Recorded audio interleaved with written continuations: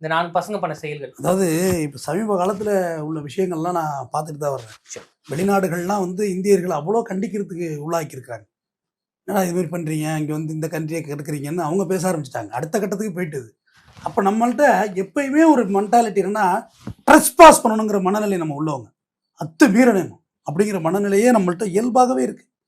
யாருக்கு எனக்கு உங்களை எல்லார்ட்டையும் இருக்குது. சிசிடிவி இருந்தால் தான் அந்த இடத்துல நீ ஒழுங்காக ஒன்று கூட அடிப்ப, இல்லைன்னா நீ ஏட்டி கூட்டு பண்ணுவ. செவத்தில் படம் வரைஞ்சிட்டு உட்காந்துருப்போம் ஒன்று காலையே. அவ்வளோதான் அவன் மென்டாலிட்டி இருக்குன்னு சொல்ல வர.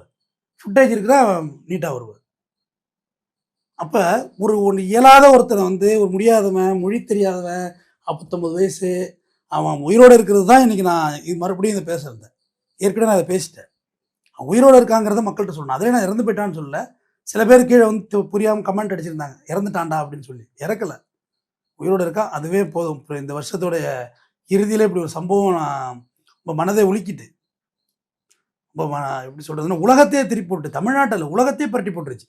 இப்படியெல்லாம் இருக்குமா ரயில்வேலன்னு.